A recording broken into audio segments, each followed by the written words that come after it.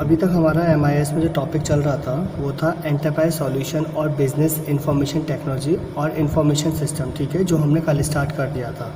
इसके बाद का ही हम आज कवर करेंगे। तो पहले हम एक ओवरव्यू ले लेते हैं जो हमने कल स्टार्ट किया था, ठीक है।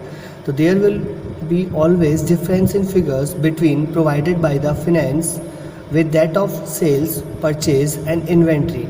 This complexity was overcome by introducing ERP. तो यहाँ पर क्या था एंटरप्राइज सॉल्यूशन में कि हमेशा डिफरेंसेस होते थे फिगर्स में, ठीक है, जो भी फिगर्स प्रोवाइड की जाती हैं फिनेंस डिपार्टमेंट द्वारा, ठीक है। तो जो फिनेंस हमें फिगर्स प्रोवाइड करता है या किसी भी ऑर्गेनाइजेशन में, और जो सेल्स प्रोवाइड करता है, ठीक है, उसमें थोड़ा सा डिफरेंस रहता है, क्योंकि जो सेल्स टीम होती है वो रियल फिगर्स जो बताती है, ठीक है, और जो फाइनेंस टीम है वो क्या करती है, ऑफिस में रहने के बाद में जो भी फिगर उनको आगे कन्वे की जाती है वही वो शेयर करते हैं, ठीक है।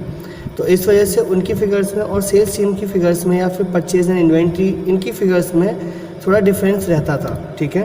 तो इसको ओवरकम करने के लिए यहाँ पर ERP का यूज़ होने लगा। ERP क्या है, एंटरप्राइज रिसोर्स प्लानिंग, ठीक है। फिर इसके बाद prior to using integrated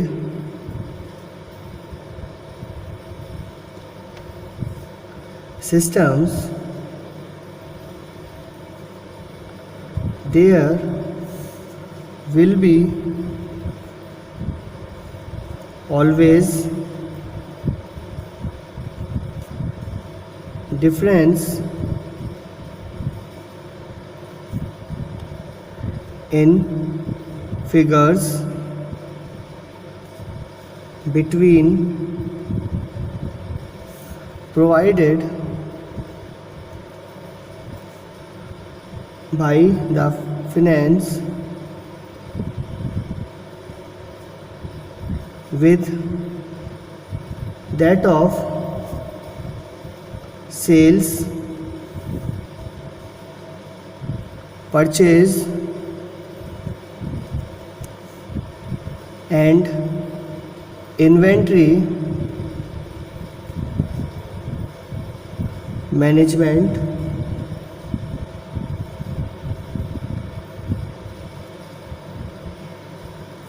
sales and marketing।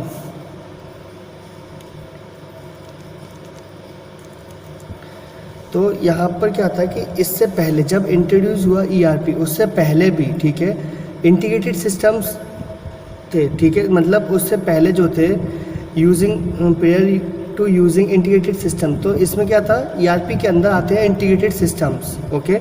Integrated systems को यूज़ करने से पहले यहाँ पर हमेशा डिफरेंस रहते थे जो फिगर्स होती थी, जो अभी ऊपर मैंने आपको बताया कि फ़िगर्स में हमेशा डिफरेंस रहता था, जो फाइनेंस की फ़िगर्स होती थी और जो सेल्स टीम की फ़िगर्स होती थी, सेल्स की, परचेज की, inventory management, sales and marketing, इन सभी की फ़िगर्स में हमेशा डिफरेंस रहता था, ठीक है। इसको ओवरकम करने के लिए ही यहाँ पे ERP लाया गया। तो यहाँ पे क्या था कि management and financial management are integral part of ERP, ठीक है। तो इसका ये जो था मैनेजमेंट ऑफ जो फाइनेंशियल मैनेजमेंट था, ये क्या सब क्या था, इंटीग्रल पार्ट था ERP सिस्टम्स का, ठीक है।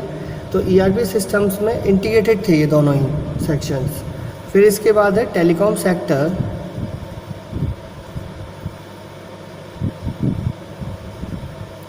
Has change their voice handling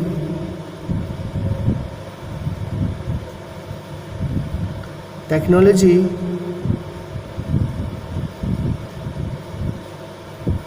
to digital और IP बेस्ड टेक्नोलॉजी। तो टेलीकॉम सेक्टर भी काफ़ी ज़्यादा चेंज हुआ है, ठीक है, क्योंकि यहाँ पर क्या था, टेलीफोन सेक्टर में पहले क्या होता था, वॉइस हैंडलिंग टेक्नोलॉजी यूज़ होती थी, ठीक है। जो भी हमारी कॉल्स मेड की जाती थी वो कैसे होती थी, नॉर्मल एनालॉग सिग्नल्स में जाती थी। पर आज की डेट में अगर हम देखें तो टेक्नोलॉजी जो है टेलीफोन सेक्टर की वो बहुत ज़्यादा बदल चुकी है। आज केवल आईपी बेस्ड टेक्नोलॉजी पे ही वर्क हो रहा है, ठीक है। जैसे जियो है, तो जियो में क्या होता है, आपका अगर नेट बंद कर दें आप, ठीक है, नेट की कनेक्टिविटी नहीं है तो आप कॉलिंग नहीं कर पाएंगे, तो वो वहाँ पे प्रॉब्लम आ जाती है, ठीक है। तो कॉलिंग के लिए हमें नेट की ज़रूरत होती है, तो वो क्या कॉलिंग होती है, वो आईपी बेस्ड होती है, इंटरनेट प्रोटोकॉल बेस्ड टेक्नोलॉजी पर ही कॉलिंग करते हैं वो, ठीक है। तो इसके लिए today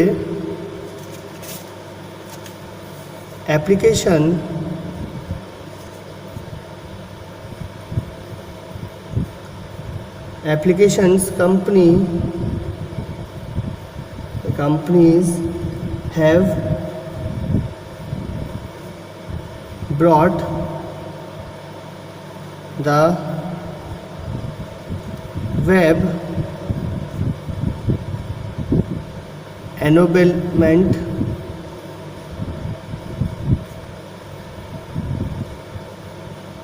of these systems to first है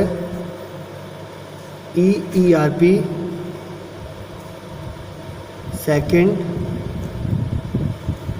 ESCM, थर्ड ESRM।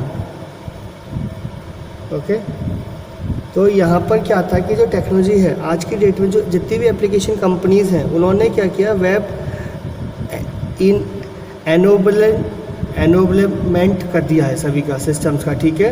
उन्होंने क्या किया, एनोबलमेंट मतलब होता है कि हर जगह पर ई कॉमर्स बेस्ड सर्विसेज उन्होंने अप्लाई कर दी हैं। लाइक ERP क्या होता है, एंटरप्राइज रिसोर्स प्लानिंग, तो वो एंटरप्राइज रिसोर्स प्लानिंग भी ऑनलाइन ही करने लगे हैं, ठीक है। आज की डेट में ई कॉमर्स की वजह से, या कह सकते हैं इंटरनेट बेस्ड टेक्नोलॉजी की वजह से, ERP सिस्टम्स भी ऑनलाइन होने लगे हैं और सारी जो प्लानिंग होती है वो ऑनलाइन होने लगी है अब। इसके बाद ESCM होने लगा। ESCM मतलब सप्लाई चेन मैनेजमेंट, तो सप्लाई चेन मैनेजमेंट भी ऑनलाइन ही चलने लगा है। ESRM, ये सब क्या है, ये सब ऑनलाइन होने लगा है, ठीक है। तो एंटरप्राइज सॉल्यूशन इन्वॉल्व क्या करता है अब,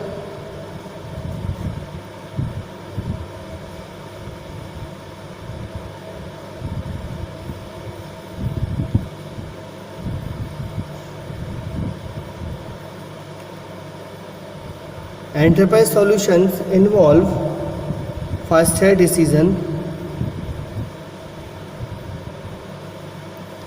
ठीक है। तो ये डिसीजन पे बेस्ड होते हैं, डिसीजन इसके अंदर इन्वॉल्व होता है, ओके। फिर सेकंड पॉइंट, सेकंड है corporate governance,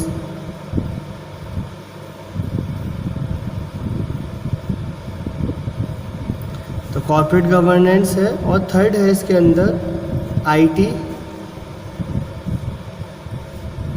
governance,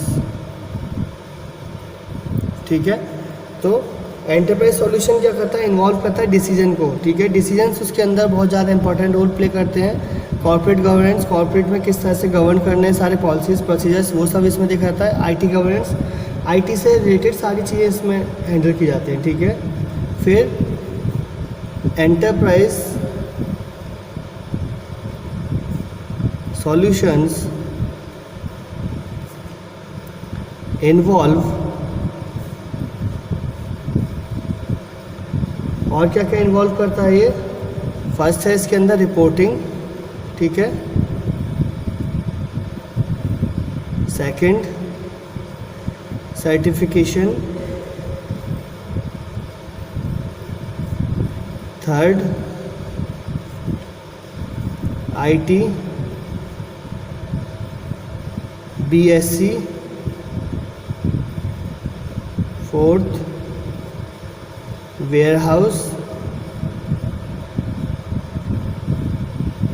fifth inventory,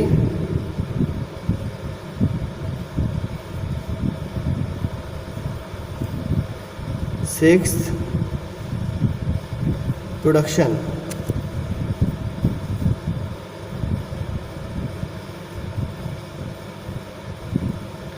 तो ये सारी चीज़ें क्या हैं, एंटरप्राइज सिस्टम सॉल्यूशंस जो हैं वो इन्वॉल्व करते हैं।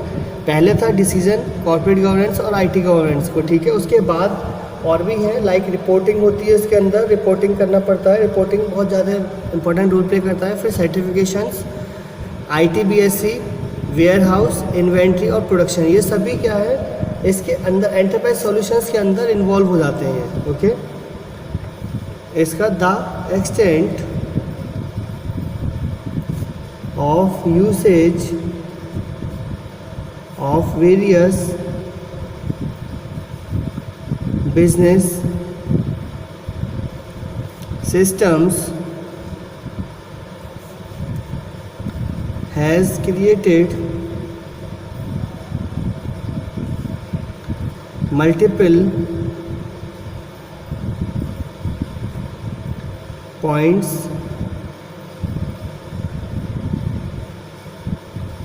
for data entry,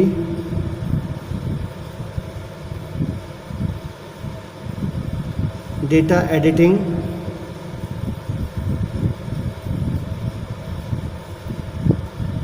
is in master files।